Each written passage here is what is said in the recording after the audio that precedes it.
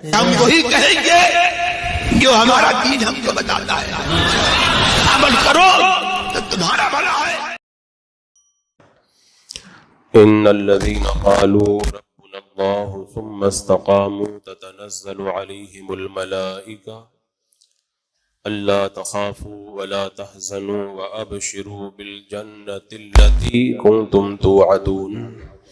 صدق الله مولانا العظيم وصدق رسوله النبي الأمين المتين الكريم، ونحن على ذلك لمن الشاهدين والشاكرين والحمد لله رب العالمين۔ حصول برکت کے لیے حضور اکرم سید عالم نور مجسم ارواحنا فدا محمد الرسول اللہ صلی اللہ تعالیٰ علیہ وسلم کی پر نور بارگاہ میں درود و سلام کا ہدیہ پیش کر لیجیے۔ اللہم صلی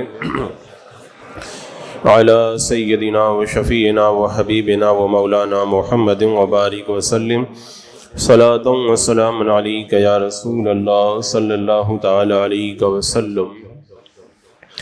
حق اور باطل کی جنگ ہر دور میں جاری رہی ہے۔ باطل کا شور ہوتا ہے اور حق کا زور ہوتا ہے۔ اللہ تبارک و تعالیٰ نے خود قرآن مقدس میں فرمایا، ہم حق کو باطل پر دے مارتے ہیں تو وہ حق باطل کا بھیجا نکال دیتا ہے۔ یہ میرے رب کا فیصلہ ہے کہ کبھی بھی باطل حق کے اوپر غالب نہیں آ سکتا ہے۔ جس دور کے اندر باطل اپنے پاؤں پھیلاتا ہے، اس دور میں لوگوں کے الگ الگ گروہ ہوا کرتے ہیں۔ کچھ لوگ بک جانے والے ہوتے ہیں، کچھ لوگ حالات سے ڈر جانے والے ہوتے ہیں، کچھ لوگ سمجھوتا کرنے والے ہوتے ہیں، اور کچھ لوگ چھپ جانے والے ہوتے ہیں، اور ایک جماعت وہ ہوتی ہے جو باطل کے مقابلے میں ڈٹ جایا کرتی ہے۔ باقی لوگوں کا نام باقی نہیں رہتا۔ اگر نام باقی رہتا ہے تو باطل کا مقابلہ کرنے والی جماعت کو اللہ تبارک و تعالی دوام عطا فرماتا ہے۔ ہر دور کی یہ تاریخ رہی ہے، اور جو جتنا بڑا اللہ کی بارگاہ کا مقرب ہوتا ہے اتنا ہی اس کو آزمایا جاتا ہے۔ اللہ کے رسول علیہ الصلوۃ والسلام نے ارشاد فرمایا، سب سے زیادہ آزمائش اور امتحان انبیاء کرام کا ہوا، مصائب و آلام ان پر آئے، اس کے بعد میں جو افضل ہے، پھر جو افضل ہے، جیسا اس کا رتبہ ہوگا اللہ کی بارگاہ میں ویسے ہی اس کو آزمایا جائے گا۔ اور ساری کائنات میں اللہ کے رسول صلی اللہ تعالیٰ علیہ وسلم سے بڑا رتبہ کسی کا نہیں۔ اسی لیے میرے آقا فرماتے ہیں، اللہ کی راہ میں جتنا مجھے ستایا گیا اتنا کسی کو نہیں ستایا گیا، اور جتنا مجھے ڈرایا گیا اتنا کسی کو نہیں ڈرایا گیا۔ آپ اگر اس سلسلے میں تاریخ پڑھنا چاہیں تو انبیاء کی تاریخ پڑھ کر کے دیکھ لیں۔ پوری بادشاہی جو لے کر کے بیٹا تھا فرعون، ان کے مقابلے میں تنہا حضرت موسیٰ علیہ السلام کھڑے تھے۔ آج نام کس کا باقی ہے؟ اتنا بڑا اپنے آپ کو جابر و ظالم کہنے والا بادشاہ نمرود، اس کے مقابلے میں حضرت ابراہیم علیہ السلام کھڑے ہوئے تھے۔ آج نام نمرود کا نہیں باقی ہے۔ نام اگر باقی ہے تو اللہ کے خلیل کا باقی ہے۔ یزیدی لشکر کے سامنے ان 72 سواروں کا جب ذکر کیا جائے تو ہر بندہ اندازہ کر سکتا ہے اس 22,000 کو آج کوئی نہیں یاد کرتا۔ اگر یاد کرتے ہیں تو امام حسین اور حسینی لشکر کے ان عظیم ہستیوں کو یاد کیا جاتا ہے۔ یہ پوری تاریخ بھری پڑی ہے کہ باطل مٹ جاتا ہے۔ اللہ نے خود قرآن پاک میں ارشاد فرمایا، جھاگ ختم ہو جاتا ہے اور لوگوں کو نفع دینے کے لیے پانی باقی رہ جاتا ہے۔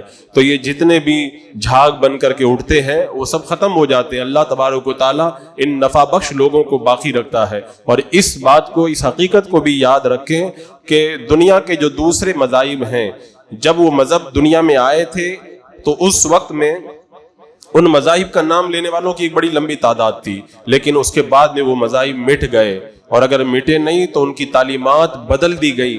آج 1400 سال سے زیادہ عرصہ ہو گیا، قرآن مقدس اور احادیث نبویہ کو کوئی بدل نہیں سکا، اور تو اور اگر کوئی ایک نقطہ بھی بدلنے کے لیے آیا تو وہ بھی اپنی پلاننگ کے اندر کامیاب نہیں ہو سکا۔ اس کی وجہ کیا تھی؟ اس کی وجہ یہی ہے، دنیا کے جو دوسرے مذاہب ہیں جب ان کے رہنما چلے گئے تو ان مذاہب کے سامنے جو چیلنج آئے تھے ان کا مقابلہ کرنے والی کوئی ہستی نہیں تھی۔ اور اسلام کو اللہ تبارک و تعالیٰ نے یہ خوبی عطا فرمائی، انبیاء کرام کے بعد ہمیں بعد میں جب کوئی مشکل وقت آیا تو اس امت کے علماء اور اس امت کے رہنما ان باطلوں کا مقابلہ کرنے کے لیے میدان میں موجود رہے. باطل راہ نہ پا سکا اور حق کا غلبہ ہر دور کے اندر باقی رہا. یہ اسلام کا سترا چہرہ جو آج ہماری نگاہوں کے سامنے موجود ہے، اس کی وجہ کیا ہے؟ اس کی وجہ یہی ہے کہ باطل جب بھی حق کے مقابلے میں آیا تو کبھی اہل حق نے یہ نہیں سوچا ارے تھوڑی سی بات ہے چلو اس کو برداشت کر لیا جاتا ہے. حضرت سیدنا ابو بکر صدیق رضی اللہ تعالیٰ عنہ نے کیا کہا تھا کہ اللہ کے رسول علیہ السلام کی بارگاہ میں جو اونٹ زکوٰۃ کے لیے لے کر کے آتے تھے اور ان اونٹوں کے گھٹنوں کو رسی سے باندھ کر کے لاتے تھے، اگر کوئی زکوٰۃ نہیں دے گا اس سے بھی میں جہاد کروں گا، اور اگر کوئی اونٹ کا گھٹنا باندھنے والی رسی میرے آقا کے دور میں لاتا تھا، اگر وہ رسی بھی نہیں دے گا نا اس سے بھی میں جہاد کروں گا. کوئی سوچ سکتا ہے ایک رسی کے لیے حضرت صدیق اکبر جہاد کریں گے؟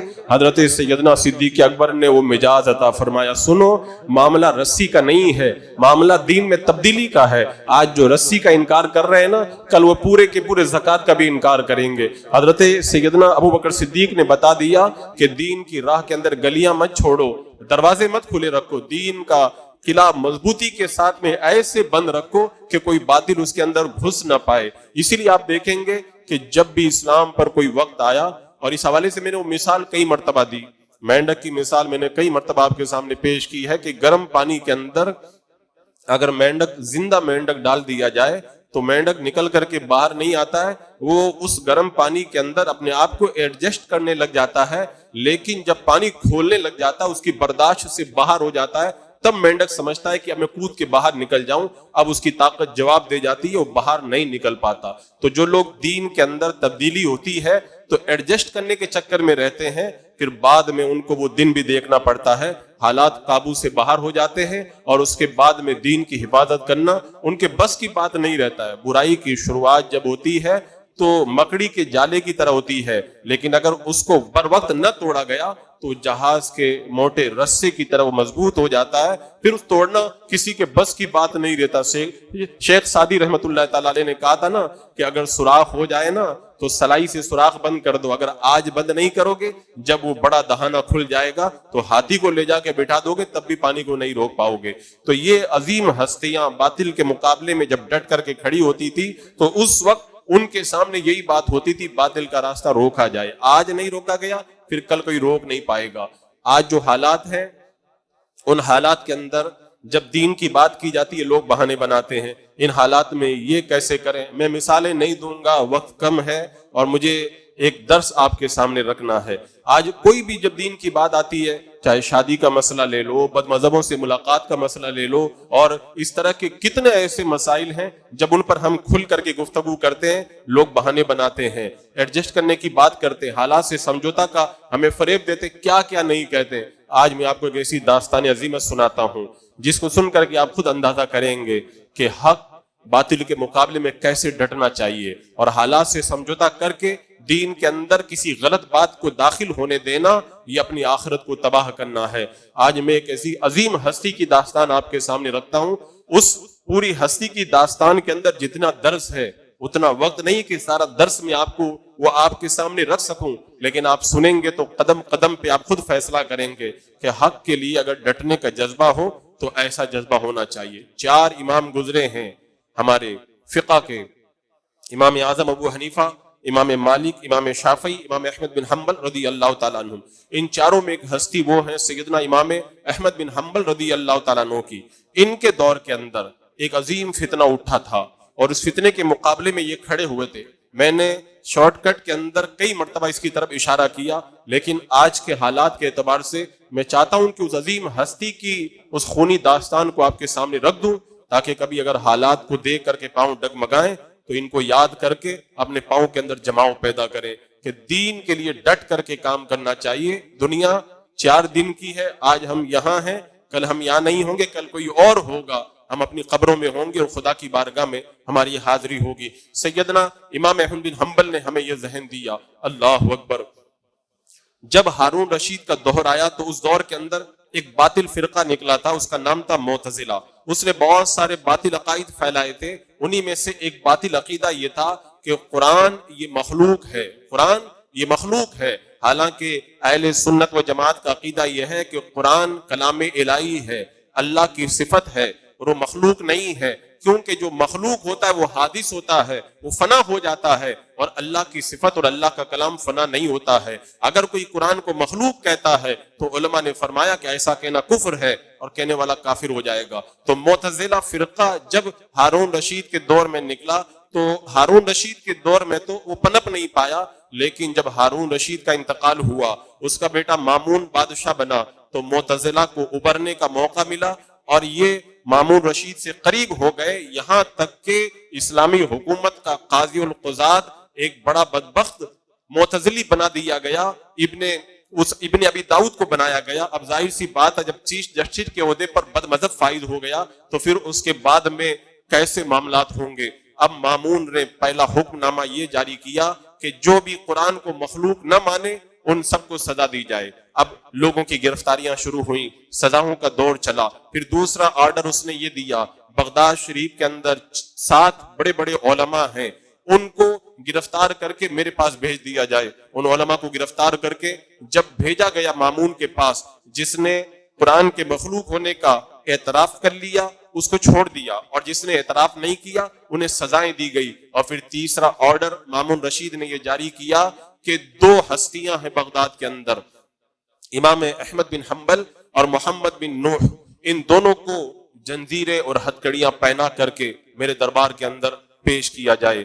اب جب والی عراق، والی بغداد کے پاس میں یہ پیغام پہنچا ہے تو ان دونوں ہستیوں کو بلایا گیا اور بلا کر کے انہیں سمجھایا گیا، لیکن انہوں نے کہا کہ یہ تو عقیدہ اہل سنت ہے، اس میں تو ہم سمجھوتا نہیں کریں گے، قرآن اللہ کا کلام، اللہ کی صفت ہے، وہ مخلوق نہیں ہے، جو مخلوق مانے وہ کافر ہے۔ اب انہیں سمجھانے کا دور چلا، جب آمادہ نہ ہوئے تو ان دونوں ہستیوں کو ہاتھوں میں بیڑیاں، ہاتھوں میں ہتھکڑیاں اور پاؤں میں بیڑیاں ڈال کر کے اس طرح انہیں مامون کے پاس میں روانہ کیا گیا۔ اللہ اکبر!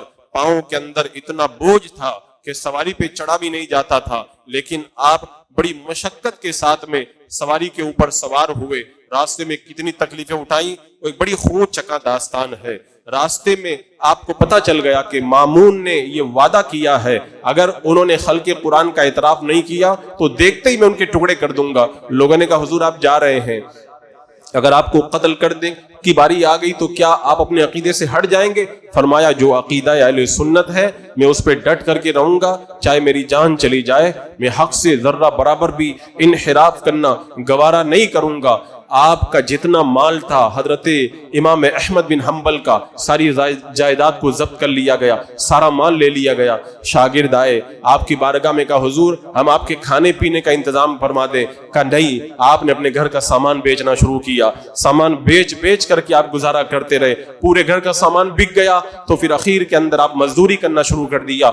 7.5 لاکھ حدیثیں جن کو یاد ہیں، اپنے زمانے کا جو اتنا بڑا امام ہے، بڑے بڑے اپنے وقت کے اولیاء جس کی بارگاہ میں زان و ادب طے کر رہے ہیں، آج وہ مزدوری کر کے اپنے کھانے کا انتظام کر رہا ہے صرف اس لیے کہ عقیدہ اہل سنت کا تحفظ کیا جائے۔ راستے کے اندر آپ نے رب کی بارگاہ میں دعا کی، مولا ہر مامون مجھے نہ دیکھ پائے، اس سے پہلے ہی وہ دنیا سے چلا جائے۔ اللہ نے آپ کی دعا قبول فرمائی۔ ابھی آپ راستے میں تھے تو محمد بن نوح کا انتقال ہوا، آپ نے جنازہ پڑھایا، آگے بڑھے تو خبر آئی کہ مامون کا انتقال ہو گیا، آپ کو دوبارہ بغداد کی طرف روانہ کیا گیا۔ حضرت امام احمد بن حنبل رضی اللہ تعالیٰ عنہ کو والی بغداد کے گھر کے اندر قید کر دیا گیا۔ اس کے بعد میں نیا خلیفہ بنا معتصم بھی وہی عقیدہ رکھتا تھا جو معتزلہ کا عقیدہ تھا کہ قرآن یہ مخلوق ہے، قرآن یہ مخلوق ہے، اور اس نے آرڈر دے دیا جو بھی اس عقیدے کو نہ مانے سب کو گرفتار کیا جائے، انہیں سزائیں دی جائیں۔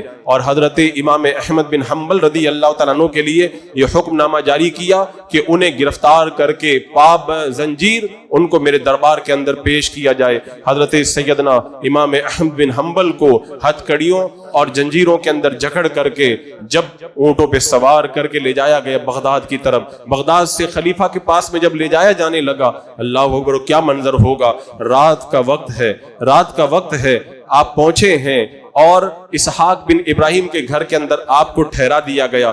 خود آپ کا بیان ہے جب رات میں مجھ کو لے جا کر کے ٹھہرایا گیا، مکان میں اندھیرا تھا، نماز پڑھنی تھی مجھے، میں نے ٹٹولا تو پانی نظر آیا، میں نے وضو بنا لیا، قبلہ پتہ نہیں چل رہا تھا، میں نے تحری کی، غور کیا، مجھے جدھر قبلہ سمجھ میں آیا میں نے اندھیرے میں ویسے ہی نماز ادا کر لی۔ اور فرماتے ہیں مجھے جو جنزیریں پہنائی گئی تھیں وہ بہت بڑی جنزیریں تھیں، میں ایک پاؤں کی جنزیر نکال کر کے کنارے رکھ دیا، سنت کے مطابق میں نے وضو بنایا اور سنت کے مطابق میں نے نماز ادا کی، قیدیوں کے ساتھ میں امامت کے ساتھ میں نے نماز ادا کی۔ حضرت سیدنا امام احمد بن حنبل کو اسحاق بن ابراہیم نے بھی سمجھایا کہ مان جاؤ نہیں تو تمہیں قتل کر دیا جائے گا۔ فرمایا عقیدہ اہل سنت سے میں انحراف نہیں کروں گا۔ جب آپ نہیں مانے تو دھمکی پہ اتر آئے کہ اگر ایسا نہیں کرو گے تو تمہیں سخت سزائیں دی جائیں گی۔ فرمایا مجھ سے اگر بات کرنی ہے تو مجھ سے دھمکی کے انداز میں بات نہ کرے، مجھ سے بات کرو تو قرآن و سنت کی روشنی میں بات کرے۔ مجھے منوانا ہے تو لالچ اور خوف سے میں مت منواؤ، اگر مجھے منوانا ہے تو قرآن و سنت لا کر کے دکھاؤ، میں سر جھکانے کے لیے تیار ہو جاؤں گا۔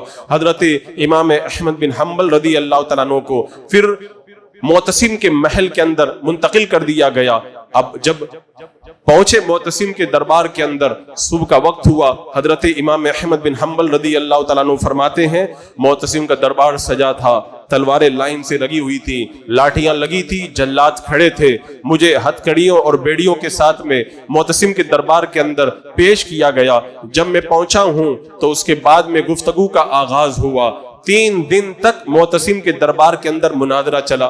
مناظرے تو بہت ہوتے ہیں لیکن ایک وہ مرد مجاہد تھا جس نے بیڑیوں اور ہتھکڑیوں کا بوجھ اٹھا کر کے ایسے مناظرہ کیا۔ فرماتے ہیں جب مجھے لایا جانے لگا تو کہا کوئی سہارا نہ دے، ان کو خود اٹھ کر کے آنے دیا جائے۔ کہتے ہیں میرے ہاتھوں کے اندر جو بوجھ تھا مجھ سے چلا نہیں جاتا تھا، میں بار بار گر جاتا تھا۔ جب مجھے سواری پہ بٹھایا گیا کہ کوئی سہارا نہ دے، میں بڑی مشکل سے چڑھتا تھا، گر جاتا تھا، بڑی مشکل کے ساتھ میں سواری پر میں بیٹھ پایا تھا۔ جب میں چل رہا تھا تو جنجیریں میرے پاؤں کے اندر گڑ رہی تھی، تو میں نے اپنے پاجامے سے ازار بند نکالا اور اپنی جنجیروں اور پاؤں کے بیچ میں اس کو کس کر کے رکھ لیا تاکہ جنجیریں مجھے تکلیف نہ پہنچائیں، لیکن درد پھر بھی کم نہیں ہوا۔ اتنے درد بھرے انداز کے اندر جب دربار میں پہنچے ہیں، چل نہیں پا رہے تھے، قریب بلایا خلیفہ نے، بہت مشقت کے ساتھ میں قدم اٹھاتے گرتے پڑتے آپ قریب پہنچے۔ بتاؤ اتنا بڑا امام، امام شافعی رحمۃ اللہ تعالیٰ علیہ اس وقت مصر میں تھے،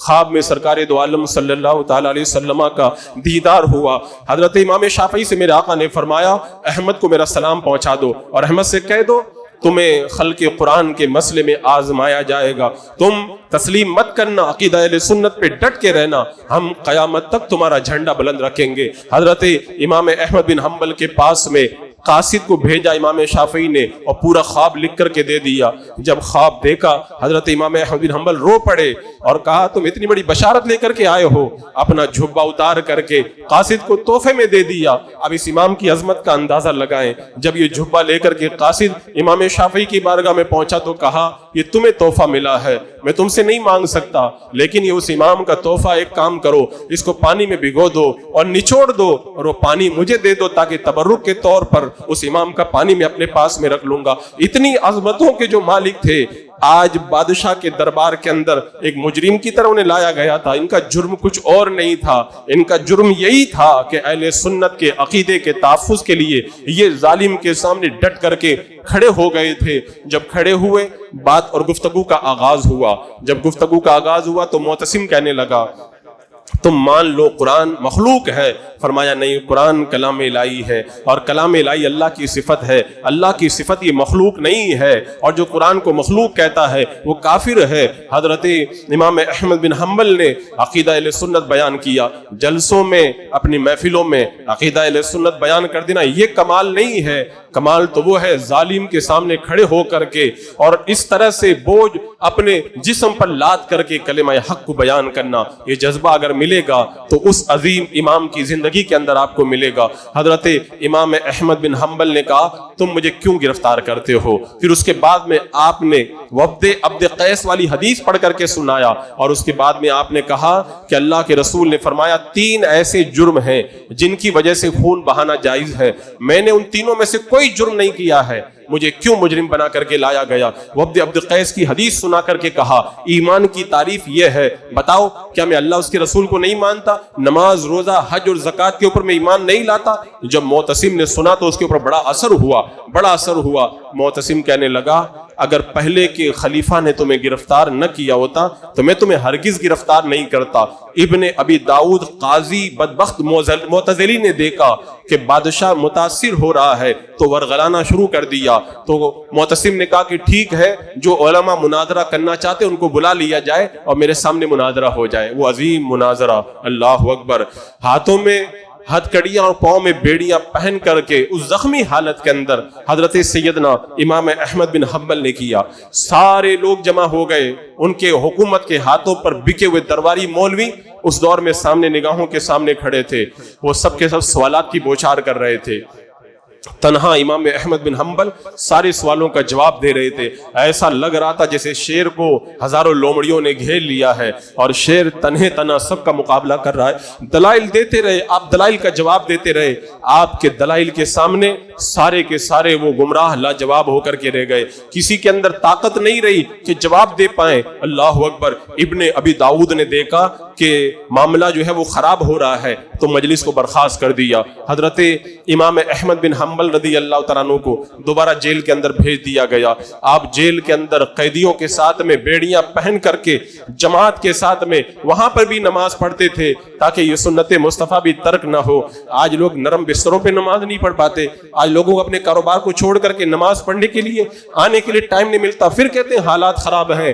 حالات تو اس وقت خراب تھے جب اپنی قوم کا امام ہاتھوں میں ہتھ کڑیاں اور بیڑیاں پہن کر کے تنہا نماز نہیں پڑھ رہا ہے، جماعت کے ساتھ میں جیل کے اندر بھی نماز ادا کر رہا ہے۔ اللہ اکبر، دوسرا دن ہوا، پھر دربار سجا دیا گیا، دربار میں قیدیوں کی طرح آپ کو لایا گیا، تلواریں رکھی ہیں، جلاد کھڑے ہیں۔ ایسے معاملے میں، ایسے ماحول کے اندر کلمہ حق ادا کرنے کے لیے شیر کا دل چاہیے، اور حضرت امام احمد بن حنبل نے بتا دیا کہ آپ واقعی امام اہل سنت ہیں، اللہ نے آپ کو حق کا وہ جذبہ عطا فرمایا ہے۔ اب اس کے بعد میں وہ اسحاق قریب آیا، والی، اور آ کر کے کہنے لگا کہ اے بادشاہ سلامت، یہ آپ کی مخالفت نہیں کرتے، ایک مسئلے میں مخالفت کی ہے، ان کو موقع دے دو، یہ سمجھ جائیں گے، مان جائیں گے۔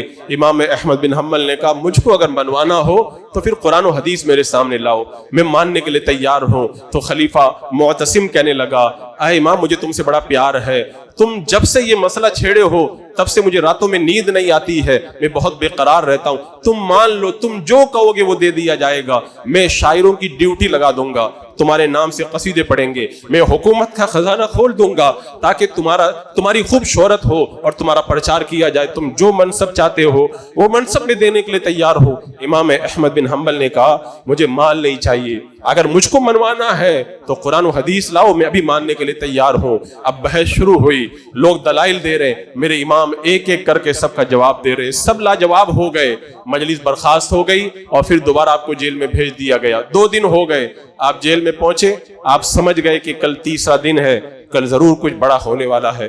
آپ نے پہلے سے تیاری کر لی، پہلے سے آپ نے رات میں تیاری کر لی، آپ نے جو اپنے پاجامے سے ازار بند نکال کر کے اپنی بیڑیوں میں لپیٹا تھا اس کو واپس کھولا اور کھول کر کے اپنے پاجامے میں ڈال لیا کہ کل جب میرے ساتھ میں برا سلوک کیا جائے تو بے ستری نہ ہونے پائے۔ اس کے بعد میں جب تیسرا دن آیا، اللہ اکبر، اور یہ بھی ایک بڑی تعجب والی بات ہے، جیل میں آپ جب بند تھے آپ کے شاگرد آپ کے پاس حاضر ہوتے، کبھی ملنے دیا جاتا، کبھی نہیں ملنے دیا جاتا۔ پھر آ کے ایک بندے نے کہا حضور آپ ہم کو حدیث پڑھائیں۔ حدیث کا درس تو ویسے درسگاہوں کے اندر بیٹھ کر کے مسند پہ بھی دیا جاتا ہے، لیکن امام احمد بن حنبل نے بیڑیاں اور ہتھ کڑیاں پہن کر کے جیل کے اندر بھی حدیث پاک پڑھائی ہے، اور وہاں پر آپ نے اپنے شاگردوں کو علم حدیث کا درس دینا شروع کیا ہے۔ تیسرا دن ہوا، مناظرہ گاہ کے اندر پہنچے، سب پہلے سے موجود تھے اور آج سب کو معلوم تھا کچھ ہونے والا ہے۔ وہ قاضی معتزلی آپ کے پاس آ کر کے کہنے لگا بادشاہ نے قسم کھائی ہے اگر آج آپ نہیں مانے تو آپ کو سخت سزا دی جائے گی۔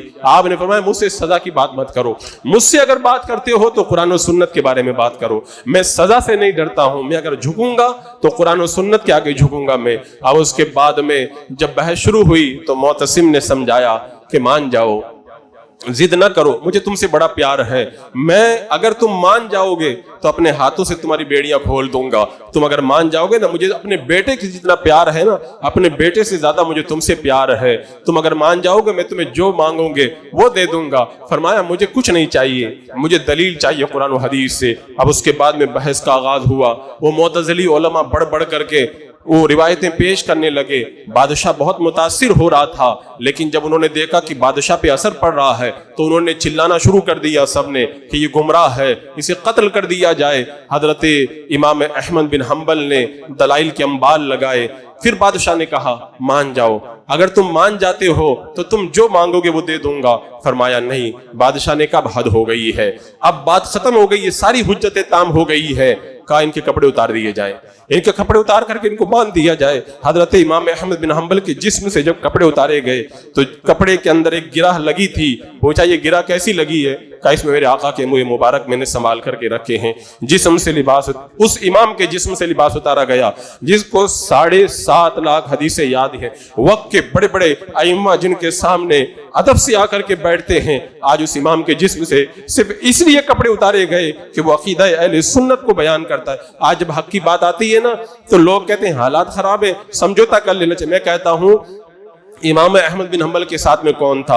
हुकूमत मुखालिफ थी, अवाम मुखालिफ थे, उलमा बिक गए थे, वो तन्हे तना तो खड़े थे, उन्हें मालूम था अगर मैंने अकीदा अहले सुन्नत से मैंने समझौता कर लिया तो फिर इस्लाम की बुनियादों को ढहाना लोग शुरू कर देंगे।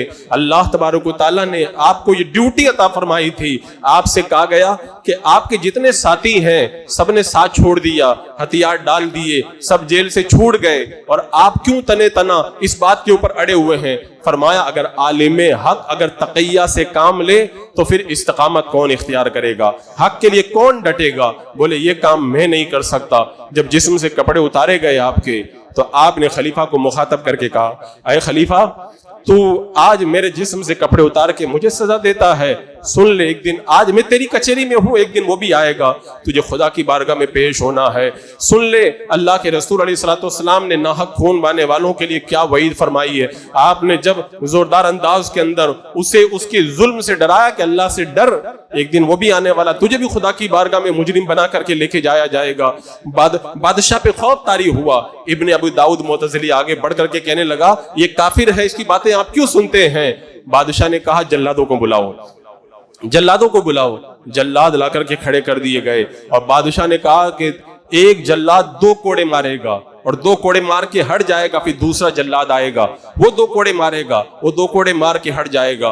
क्योंकि अगर एक जल्लाद ने कोड़े मारे तो शुरू में तो तेज मारेगा, बाद में सुस्त पड़ जाएगा। मैं चाहता हूं पूरी ताकत से कोड़े मारे जाएं। हजरत इमाम अहमद बिन हम्बल के जिस्म से जब कपड़े उतार करके बांधा गया, जल्लाद आगे आए और कोड़े मारने की जब बारी आई, एक जल्लाद आगे बढ़ करके पूरी ताकत से कोड़े मारता। वहीं पर एक कैदी मौजूद था, अबुल हैशम नाम का कैदी। उसने कहा कि जब इमाम पे कोड़ा पड़ा तो मुझको ऐसा लगा कि इनकी रूह निकल जाएगी। अल्लाह अकबर। और जल्लाद का खुद का बयान है, जितनी ताकत से मैंने कोड़े मारे थे, अगर हाथी को मार देता ना तो हाथी भी चीखने लग जाता, लेकिन वो इमाम सारे कोड़े खा करके बिल्कुल कलिमा हक के लिए डट करके अपने मकाम के ऊपर खड़ा है। एक जल्लाद हटा, दूसरा आया, दूसरा हटा, तीसरा, यहां तक कि इमाम अहमद बिन हम्बल पर बेहोशी तारी हो गई। अब बेहोश हो गए, जल्लादों ने हाथ रोक लिए। अब उसके बाद में जब होश आया, मोतसिम पास में बैठा था, कहा अब भी मान जाओ, अब भी मान जाओ, मैं तुम्हें जो मांगोगे वो दे दूंगा। कहा नहीं, मुझे कुरान और सुन्नत चाहिए, मुझे कुरान और सुन्नत की दलील चाहिए। कहा फिर कोड़े मारो। हजरत इमाम अहमद हम्बल पर फिर कोड़े पड़ रहे हैं, 2-2 कोड़े मार करके जल्लाद हट रहे हैं।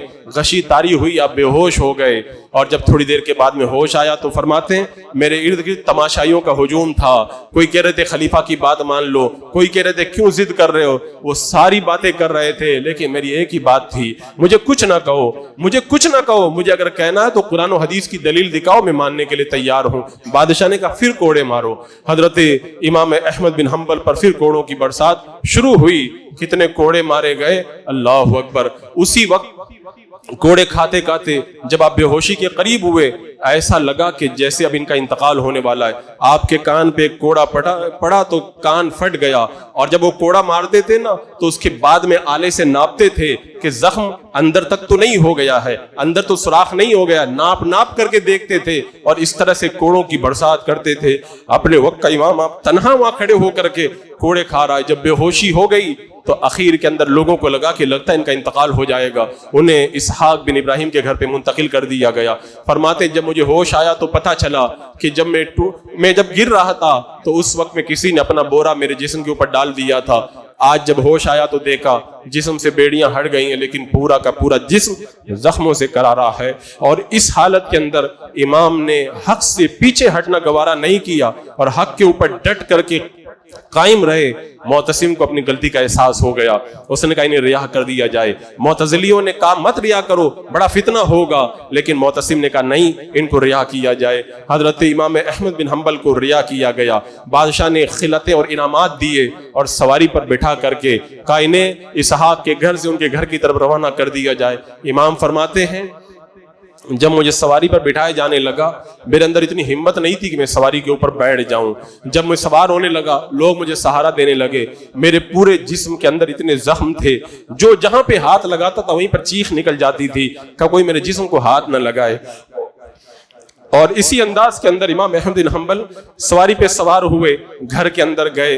اندر جا کر کے پیٹھ کے بل لیٹنے کی طاقت نہیں تھی, آپ جو ہے منہ کے بل لیٹ گئے. لوگوں کے آنے کا تاتا بندہ, لوگ استقبال کے لیے کھڑے تھے, کا دروازہ بند کر دو. اور پھر اس کے بعد میں آپ کا علاج شروع ہوا. علاج کرتے وقت میں بہت سارے علاج تو ہو گئے, لیکن انگوٹھے اور انگلیاں جو بالکل ضائع ہو رہی تھی وہ ٹھیک ہونے کا نام نہ لیتی تھی. فرماتے جہاں جہاں سے میرے جسم کا گوشت خراب ہو گیا تھا طبیبوں نے, ڈاکٹروں نے وہاں سے کاٹ کر کے پھینک دیا. اور پھر اس کے بعد میں میرے امام جب بالکل ٹھیک ہو گئے مسجد میں نماز کے لیے آنے لگے, اور پھر وہی ولولہ, وہی عقیدہ اہل سنت کا بیان, اور مسجد کے اندر آپ کی وہ درس کی محفل پھر سجنا شروع ہو گئی, اور وہ پھر دوبارہ پھر وہ سما طاری ہو گیا. آپ کو بادشاہ نے جو خلعت دی تھی کہا مجھے بادشاہ کا انعام نہیں چاہیے, جا اس کو بیچ دو, یہ پیسہ غریبوں کے اندر صدقہ کر دو. امام احمد بن حنبل رضی اللہ تعالیٰ عنہ پھر دین حق کا پیغام پہنچانے لگے. معتصم کا انتقال ہو گیا.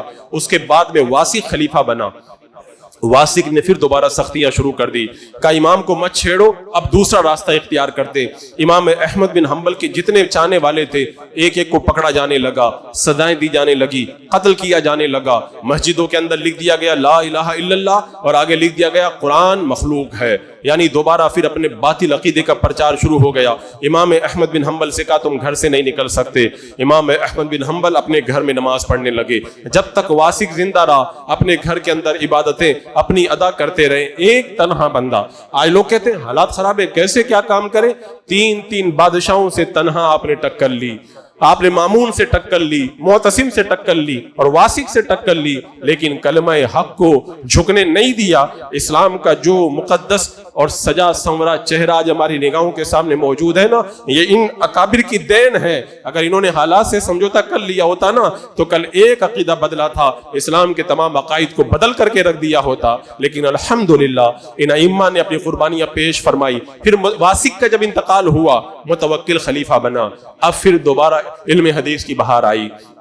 یہ مامون اور معتصم اور اپنے پہلے والے خلفاء کے یہ غلط عقیدے کا مخالف تھا, واسق کے عقیدے کے مخالف تھا. اس نے پھر امام احمد بن حنبل اور ان کے چاہنے والوں کو کھلی آزادی دے گی. اب اگر کوئی قرآن کو مخلوق کہے گا اس کو سزا دی جائے گی. جو لوگ اس غلط عقیدے پر تھے متوکل نے ایک ایک کو سزا دینا شروع کیا, اور کسی کو جیل میں ڈال دیا, کسی کو قتل کر دیا. بسر موریشی عذاب میں گرفتار ہو کر کے مرا. جلاد جو کوڑے مارتا تھا 45 دن تک کتوں کی طرح چلاتا رہا, اور آخر عذاب کے اندر گرفتار ہو کر کے وہ بھی مر گیا. ابن ابی داؤد کے اوپر فالج کا حملہ ہوا اور وہ بھی بڑی بری موت مرا. پھر یحییٰ بن اقسم سنی کو چیف جسٹس اور قاضی القضات بنایا گیا. اب پھر پورے علاقہ اسلام اسلامیہ کے اندر وہ باہر آ گئی. سنت کا پھر دور دورہ ہوا. حضرت امام احمد بن حنبل پھر اپنے علم حدیث کا دوبارہ پھر اعلان کر کے بیان کرنے لگے, اور پھر وہ دور آیا کہ حق کا چہرہ نکھر کر کے لوگوں کی نگاہوں کے سامنے آ گیا. اور پھر وقت گزرتے گزرتے معلوم ہے امام احمد بن حنبل کی بارگاہ میں متوکل نے سونا چاندی پیش کیا, نذرانے پیش کیے, اچھے اچھے کھانے دیے, محل دیے, کہا 60 سال تک مجھے آزمایا گیا لیکن آخرت کے ذریعے میں ثابت قدم رہا, اب دنیا دے کر کے مجھے آزمایا جا. اب رو پڑے, بولے پہلے آخرت کے ذریعے آزمایا گیا, اب دنیا دے کے مجھے آزمایا جاتا ہے. نہ آپ نے محل لیا, نہ کھانے قبول فرمائے, اور نہ بادشاہ کے نذرانے قبول فرمائے. بادشاہ نے کچھ دیا تو غریبوں میں صدقہ کر دیا, اور روزے پہ روزہ, روزے پہ روزہ. حالت یہ ہو گئی کہ بالکل جان لبوں پہ آ گئی. بادشاہ نے ڈاکٹر کو بھیجا, ڈاکٹر نے جا کے بادشاہ کو بتایا ان کو کوئی بیماری نہیں, ان کو بھوک کی بیماری ہے, اگر وہ کھا لیں تو وہ ٹھیک ہو جائیں گے. کہا نہیں, میں اسی طرح روزے رکھ کر کے اپنی زندگی پوری کروں گا. اللہ اکبر. حضرت امام احمد بن حنبل کے بیٹے عبداللہ کہتے ہیں تہجد کے وقت میں میرے باپ جب اٹھا کرتے تھے نا تو دعا کرتے تھے اللہ ابو الہاشم پر رحم فرما, ابو الہاشم کی مغفرت فرما دے. عبداللہ کہنے لگے بیٹا میں ہوں, دعا آپ ابو الہاشم کے لیے کرتے ہیں, بات کیا ہے؟ فرماتے ہیں جب جلادوں کی بھیڑ کے اندر مجھے کوڑے مارنے کے لیے لایا گیا تو ابو الہاشم قیدی نے میرے کان میں آ کر کے کہا تھا, کہ میں چوری کرتا ہوں, پکڑا جاتا ہوں, اب تک ڈاکہ زنی کے اندر 18,000 کوڑے میں کھا چکا ہوں. جب میں غلط کام کے لیے اتنے کوڑے کھا لیا, اے امام احمد بن حنبل تم حق کے لیے نکلے ہو, اپنے قدم پیچھے مت ہٹانا اور ڈٹ کر کے رہنا. کہتے ہیں اس ڈاکو کی بات سے مجھے بڑی ہمت ملی تھی, اس لیے اس کو آج بھی میں اپنی دعاؤں کے اندر یاد رکھتا ہوں. اور جب آپ کو ستایا گیا نا, لوگوں نے کہا تھا تم تنا ہو گئے ہو, کوئی تمہارا ساتھ دینے والا نہیں ہے. آپ کو جب کوڑے مارے جا رہے تھے تو ابن ابی داؤد نے کان میں آ کر کے کہا تھا ایک مرتبہ میرے کان میں ہی کہہ دو قرآن مخلوق ہے. آپ نے فرمایا تو بھی میرے کان میں ایک بار کہہ دے کہ قرآن اللہ کا کلام مخلوق نہیں ہے, کل قیامت کے دن میں تجھے بچا لوں گا, لیکن میں کلمہ حق سے انحراف نہیں کروں گا. تو جب آپ کو یہ تانا دیا گیا کہ سب ایک طرف ہو گئے, آپ اکیلے پڑ گئے, فرمایا جنازے بتائیں گے ہمارے اور گمراہوں کے درمیان, جنازے فیصلے کریں گے کون حق پر ہے اور کون باطل پر ہے. حضرت امام احمد بن حنبل کے جب انتقال کا وقت آیا, اپنے بیٹے کو بلا کے کہا بادشاہ کا کفن مجھے نہیں چاہیے, مجھے معلوم ہے بادشاہ میرے لیے کفن بھیجے گا, مجھے اپنے اس جسم پر جو کپڑا ہے, کرتا ہے, اسی میں مجھے کفن دے دینا. وقت کا امام جب انتقال کیا اور جب جنازہ اٹھایا گیا تو کتنا مجمع تھا کوئی اس کا حساب نہیں لگا سکتا. متوکل نے کہا تھا گنتی کرو تو 15 لاکھ کا مجمع تھا. اس وقت بغداد میں 15 لاکھ کی آبادی بھی نہیں تھی, کہاں کہاں سے لوگ چل کے آ رہے, اور ایک روایت میں آتا 25 لاکھ کا مجمع تھا.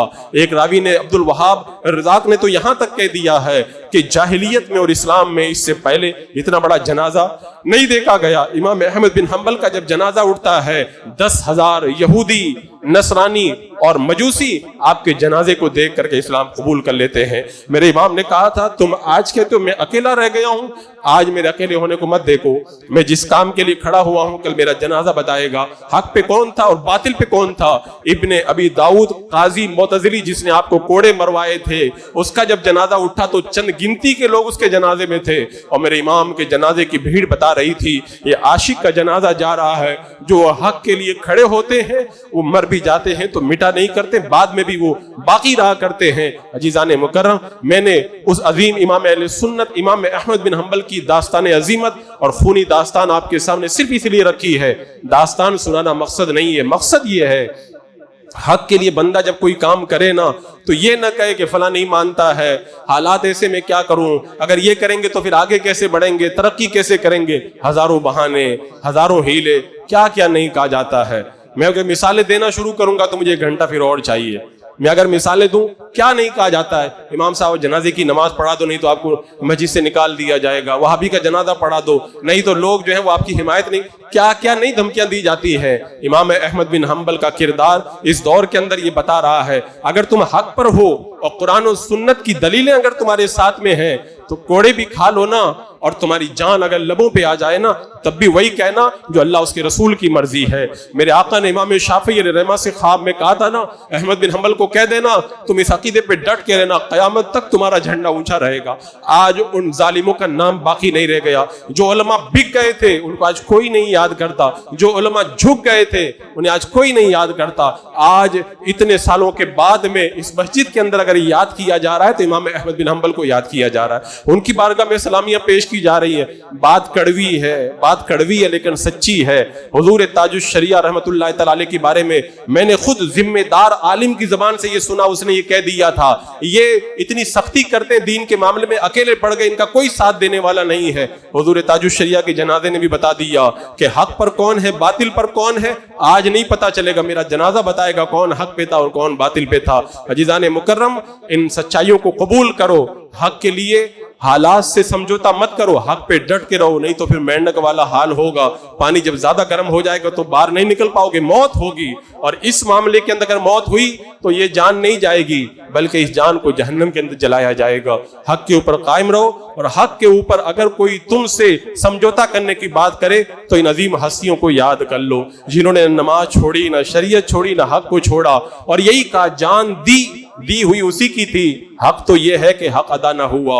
یہ بلند رتبہ ہر ایک کو نہیں ملتا، اللہ جس کو چاہتا اس کو عطا فرماتا۔ اللہ رب قدیر ہمیں ان عظیم ہستیوں کے نقش قدم پر چل کر اپنی زندگی کی راہوں کو سنوارنے کی توفیق عطا فرمائے۔ السلام علیکم۔